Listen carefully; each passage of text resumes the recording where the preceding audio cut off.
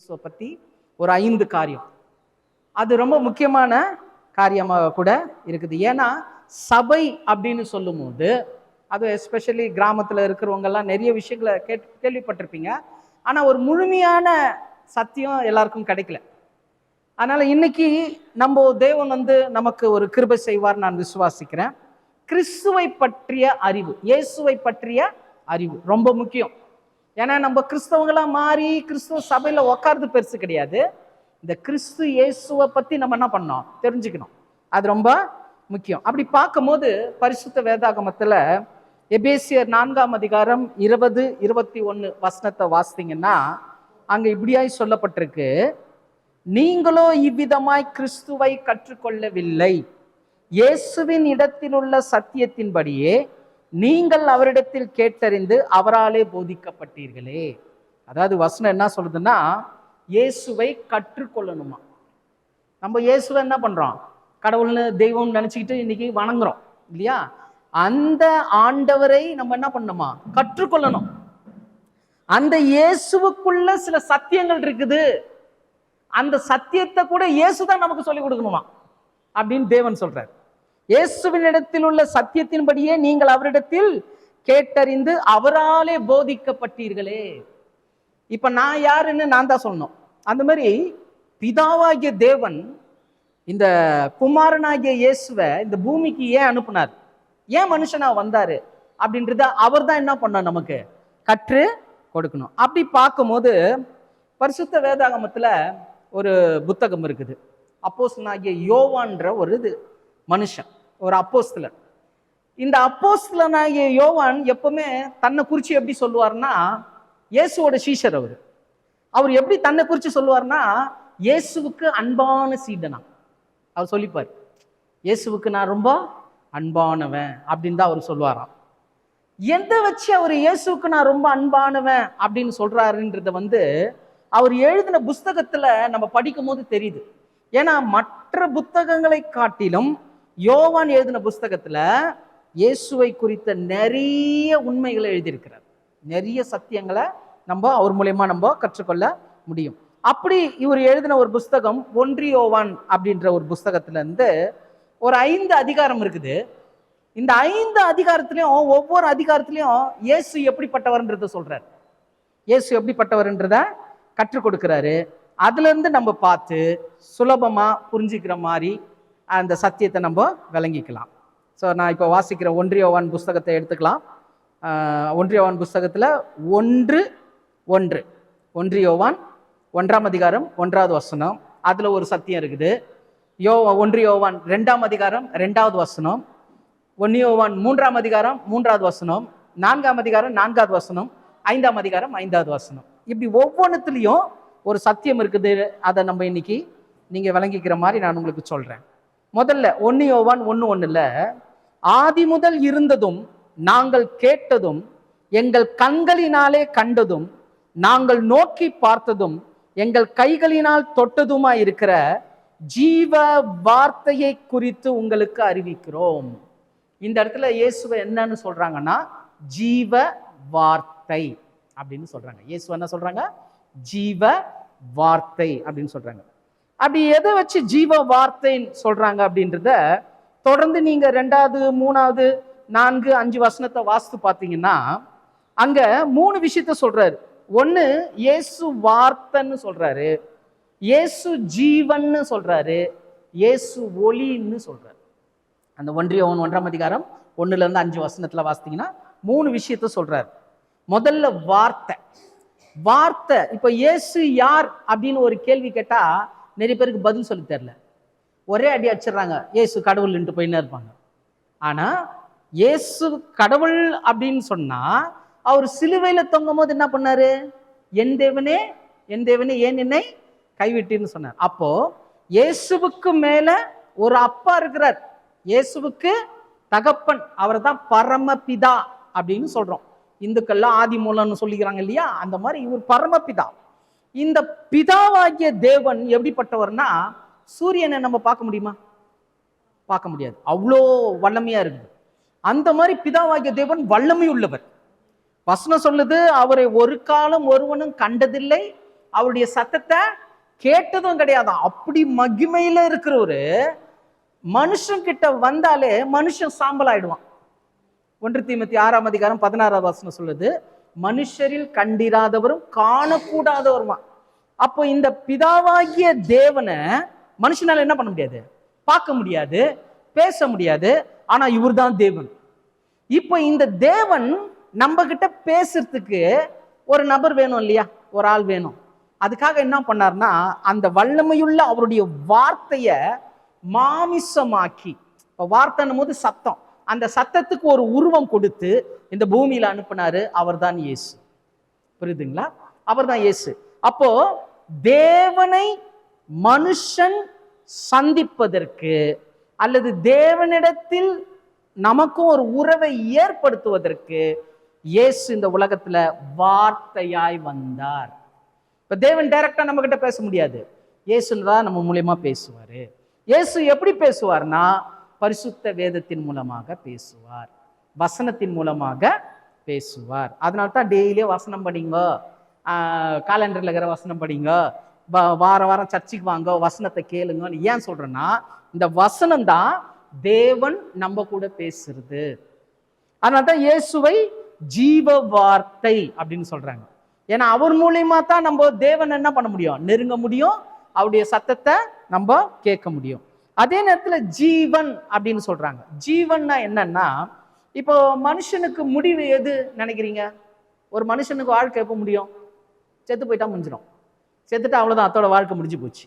ஆனா வசனம் சொல்லுது, இயேசுவை விசுவாசிக்கும், அதாவது அந்த ஜீவன் இயேசுவை ஏற்றுக்கொள்ளும் போது அது நித்திய ஜீவனா மாறுதான். அது என்னவா மாறுது? நித்திய ஜீவன்.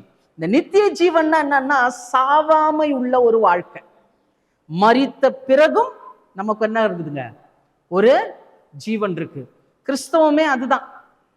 மற்றவங்களுக்கும் நமக்கும் என்ன வித்தியாசம்னா, மற்றவங்க செத்து போயிட்டா முடிஞ்சு போச்சுங்க அப்படின்னுவாங்க, அதுக்கப்புறம் ஆவி வருது பேய் வருதுன்னுவாங்க, அது கதை வேற, அதை விட்டுருங்க.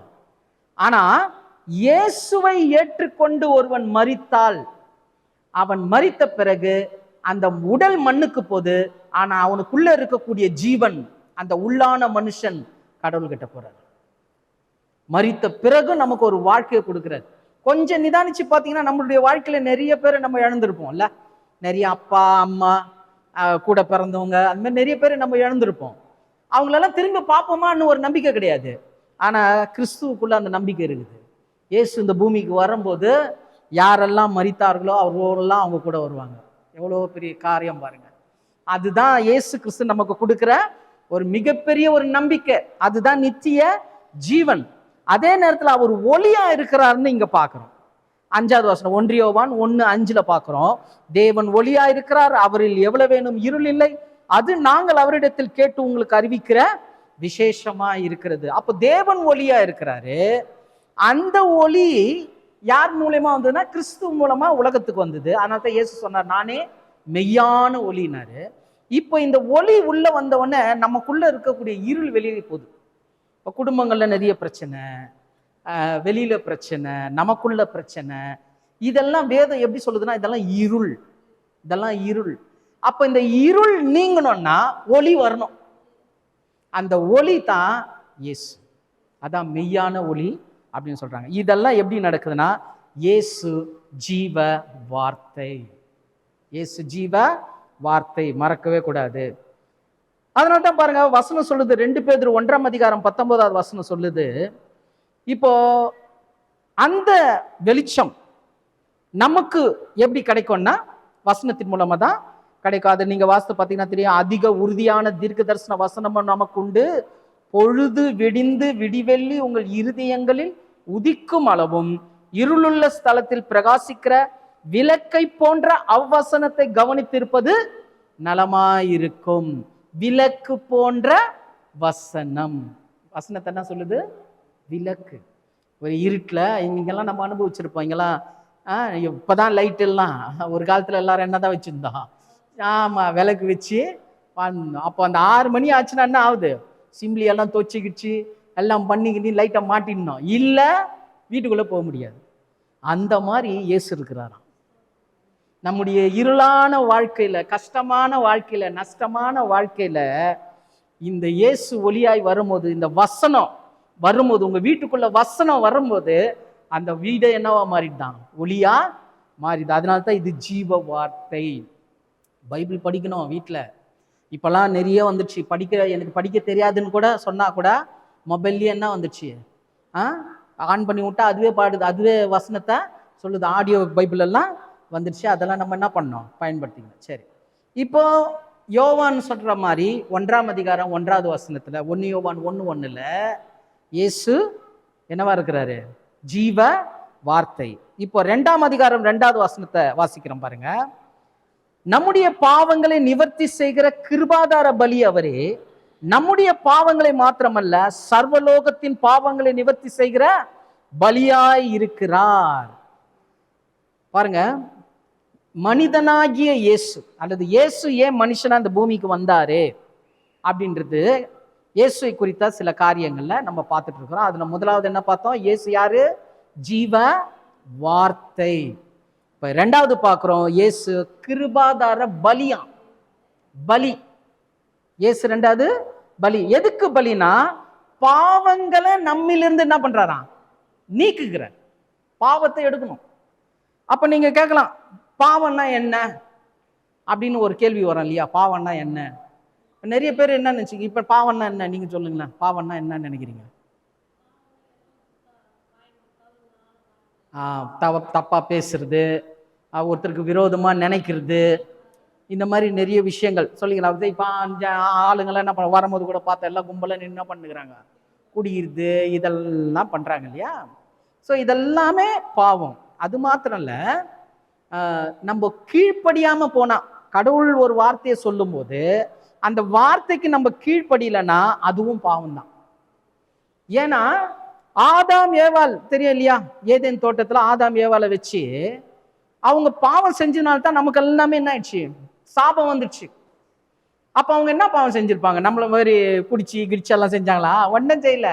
ஆண்டவர் சொன்னாரு, இந்த கனியை என்ன பண்ணாத, புசிக்காதப்பான்னாரு. அப்ப இவங்க சாப்பிட்டதுனால அங்க தேவனுடைய வார்த்தை கீழ்ப்படியாம போயிட்டாங்க.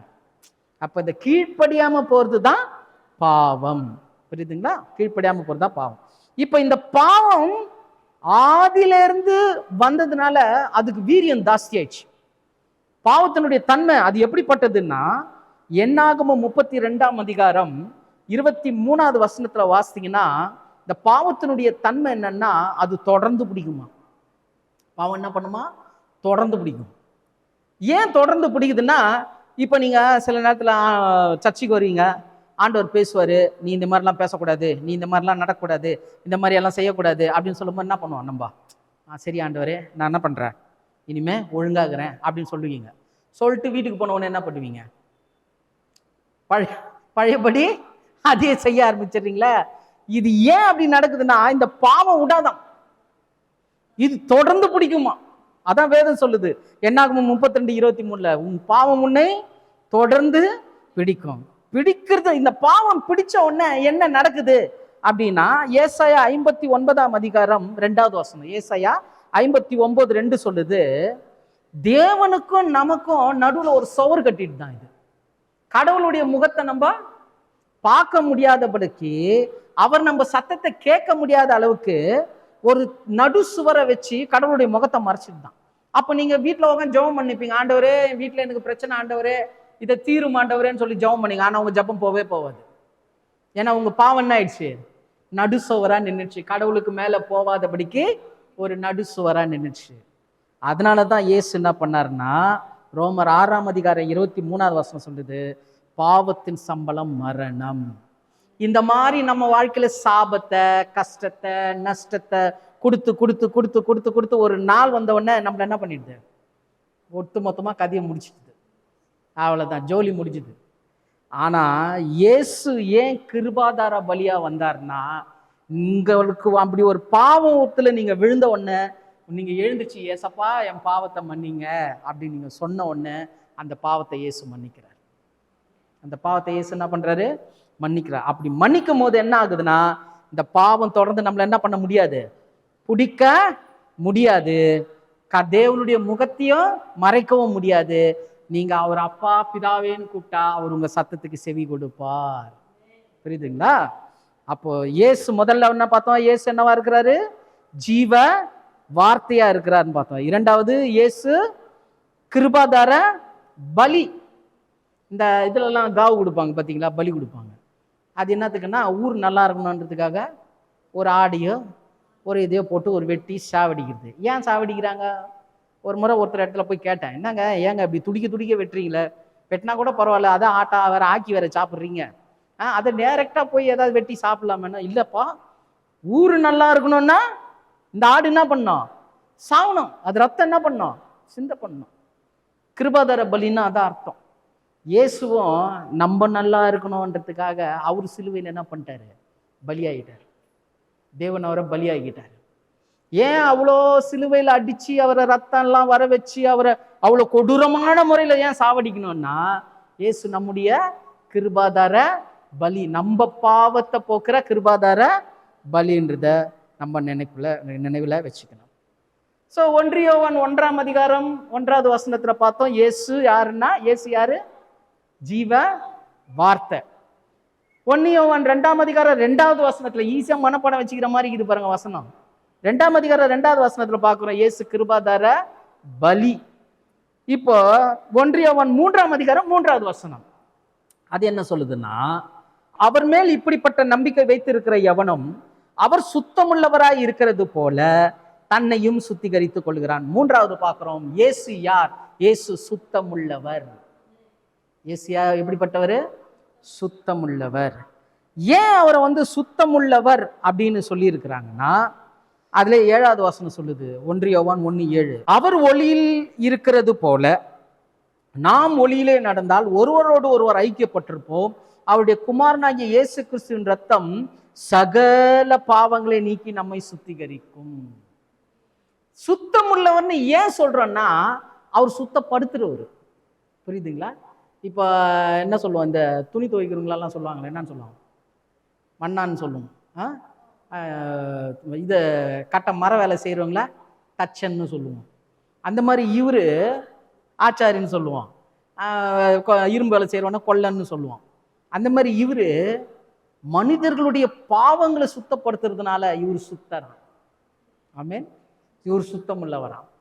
அதனால தான் பரிசுத்தரே அப்படின்னு ஏன் அவரை சொல்றோம்னா, அவர் சுத்தமாக தான் இருக்கிறாரு.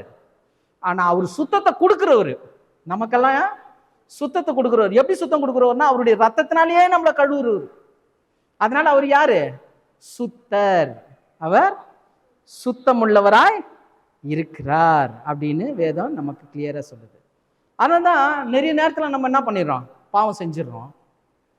செஞ்சுட்டு செய்யக்கூடாதுன்னு சொல்லிட்டு எவ்வளவு முயற்சி பண்றோம், மறுபடியும் செஞ்சிடறோம். இப்படி ஒவ்வொரு முறையும் செஞ்சுட்டு மன்னிப்பு கேட்டுனே இருக்கிறோம். இதுக்கே ஒரு டைம் வந்தவொடனே நமக்கு என்ன ஆயிடுதுன்னா, என்னப்பா இது, நானும் மாற மாட்டேன், என் பிரச்சனையோ மாற மாட்டுது, குடும்பமோ மாற மாட்டுது, எல்லாமே என்ன ஆயிட்டு இருக்குது? தலைகீழே போயிட்டு இருக்குது அப்படின்னு நம்மளுக்கு தோணுது இல்லையா? ஆனா வசனம் சொல்லுது, 1 யோவான் 1:9 வாசிக்கிறேன் பாருங்க.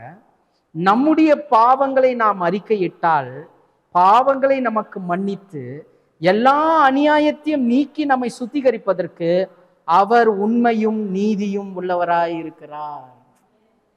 நம்ம செய்ய வேண்டியது ஒண்ணுதாங்க, நம்ம பாவத்தை அறிக்கையிடணும்.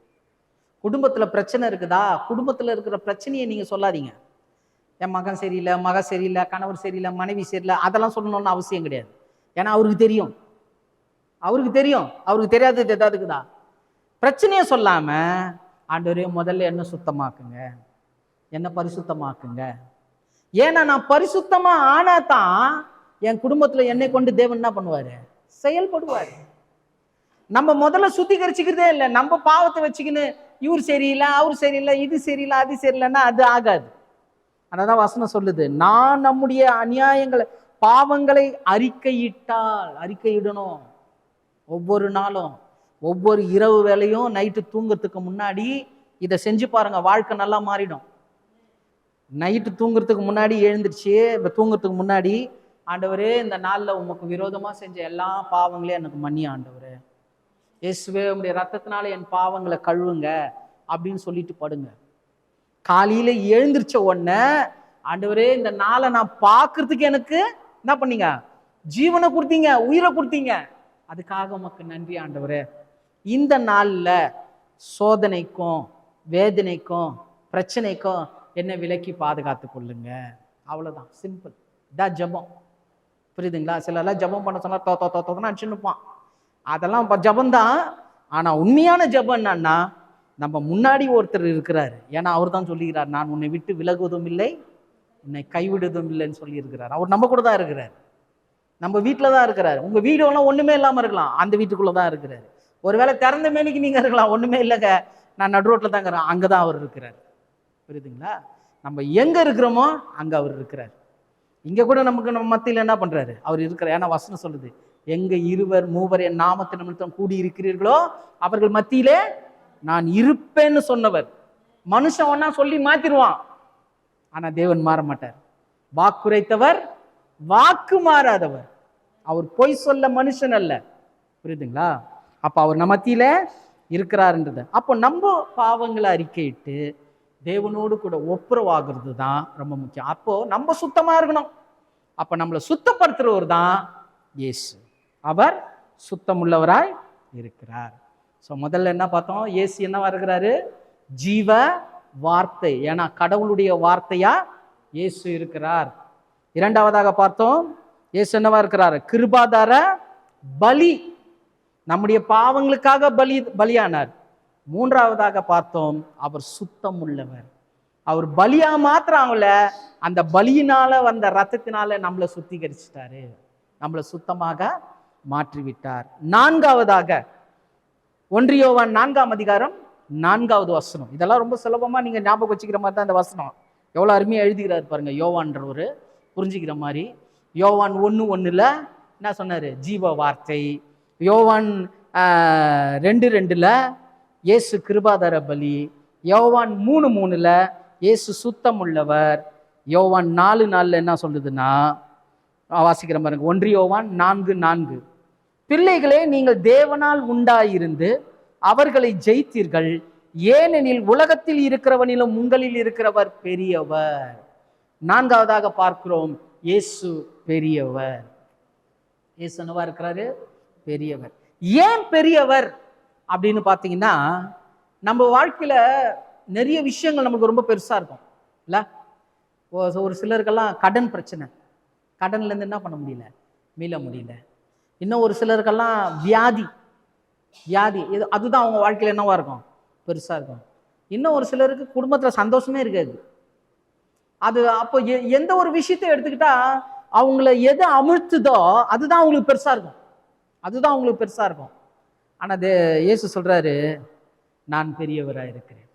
நம்முடைய பிரச்சனைகளை காட்டிலும் அவர் பெரியவர், நம்முடைய வியாதியை காட்டிலும் அவர் பெரியவர், நம்முடைய கடனை காட்டிலும் பெரியவர்.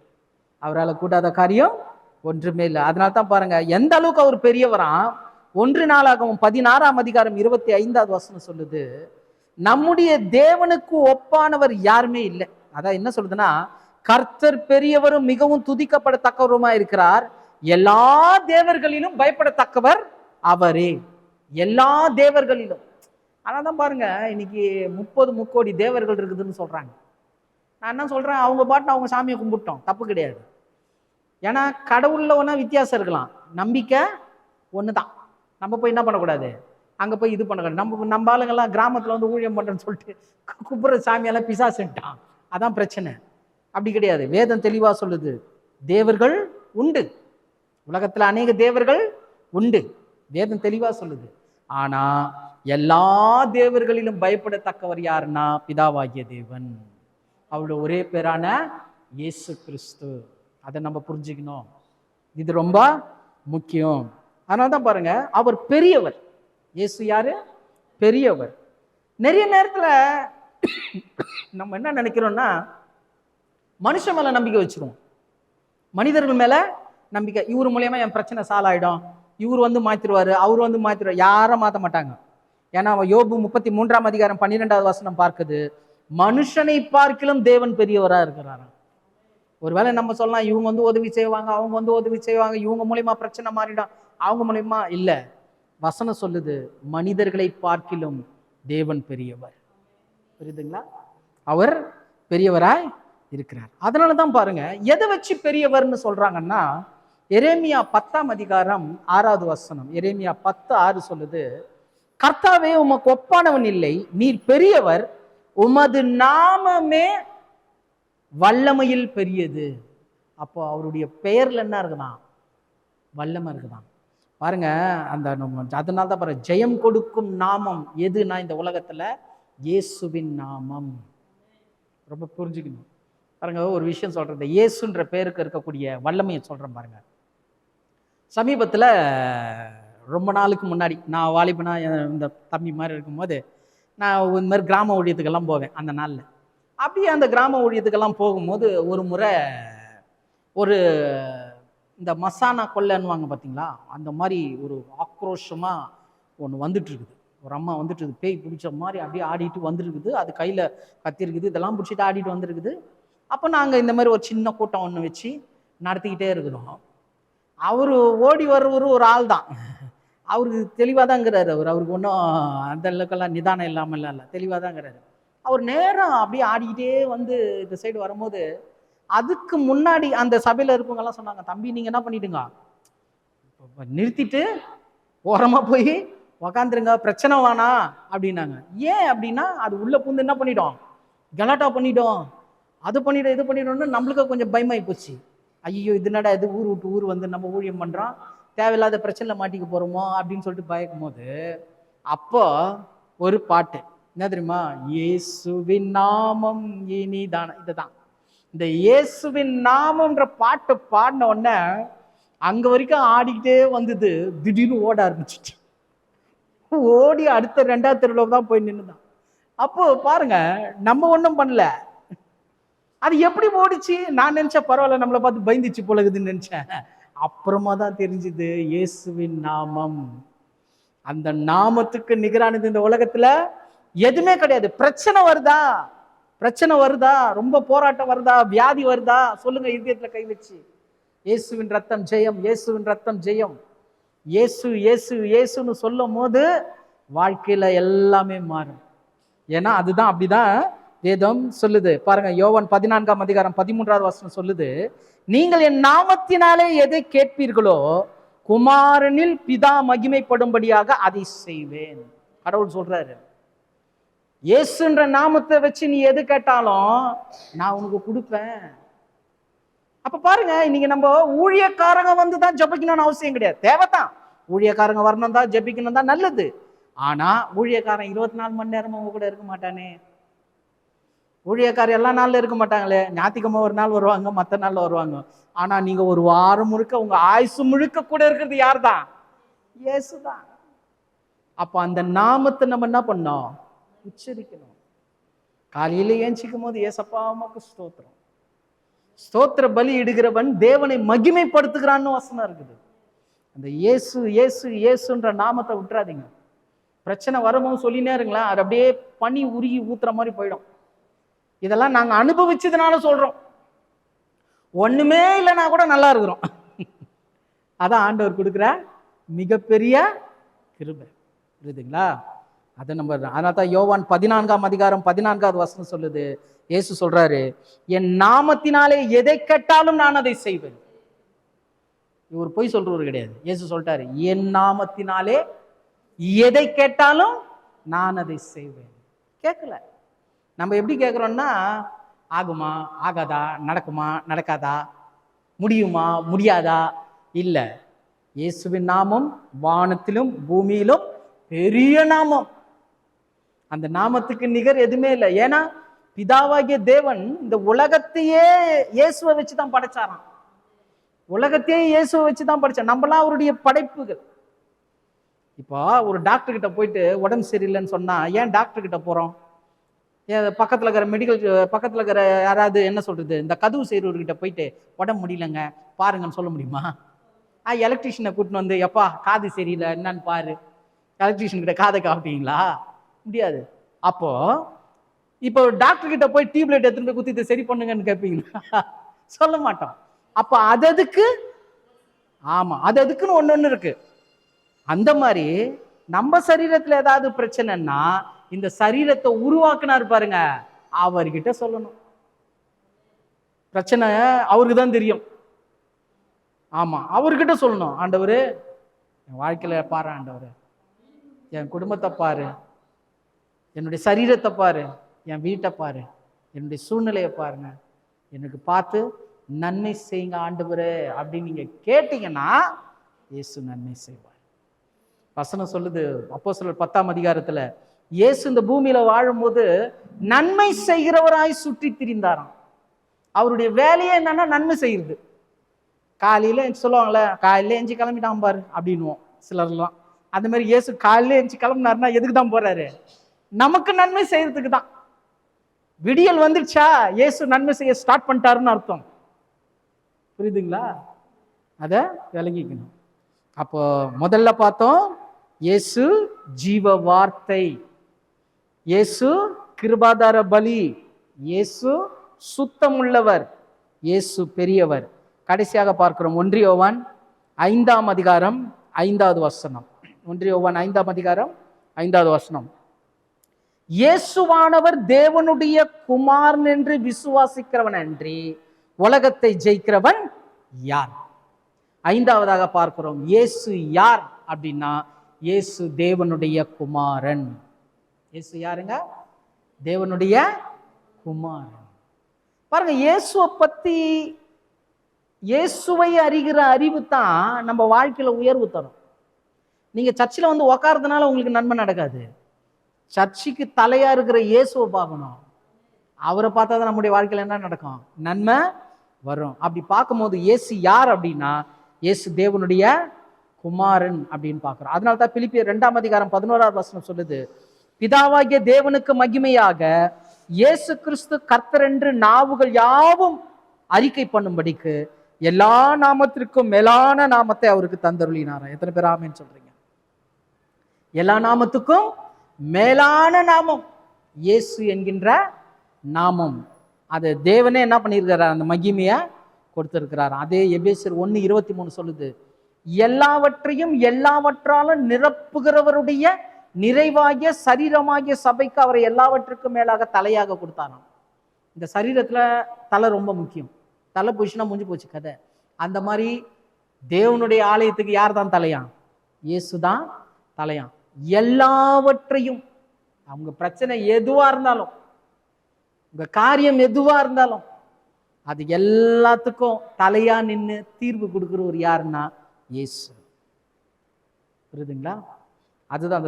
ஏன்னா அவர் தேவனுடைய குமாரன். அதனால தான் வேதம் சொல்லுது, யோவான் 5ஆம் அதிகாரம் 2வது வசனம் 22வது வசனம் சொல்லுது, அன்றியும் பிதாவை கனம் பண்ணுகிறது போல எல்லோரும் குமாரனையும் கனம் பண்ணபடிக்கு பிதாவானவர் தானே ஒருவருக்கும் நியாய தீர்ப்பு செய்யாமல் நியாய தீர்ப்பு செய்யும் அதிகாரம் முழுவதையும் குமாரனுக்கு ஒப்பு கொடுத்திருக்கிறார். 23, குமாரனை கனம் பண்ணாதவன் அவரை அனுப்பின பிதாவையும் கனம் பண்ணாதவனாய் இருக்கிறான். வசனம் என்ன சொல்லுதுன்னா, கடவுளை நம்ம எப்படி பார்க்குறோமோ, பிதாவாகிய தேவனை என்ன கனம் கொடுக்குறோமோ அந்த கனத்தை யார் கொடுக்கணுமா? இயேசுவுக்கு கொடுக்கணுமா? இயேசுவை நீங்க கனம் பண்ணலைன்னா பிதாவையும் கனம் பண்ணலைன்னு தான் அர்த்தம். அப்போ இன்னும் வருகிற இந்த கிறிஸ்மஸ் நாட்கள்ல கிறிஸ்மஸ் கொண்டாடுறது முக்கியம் கிடையாது.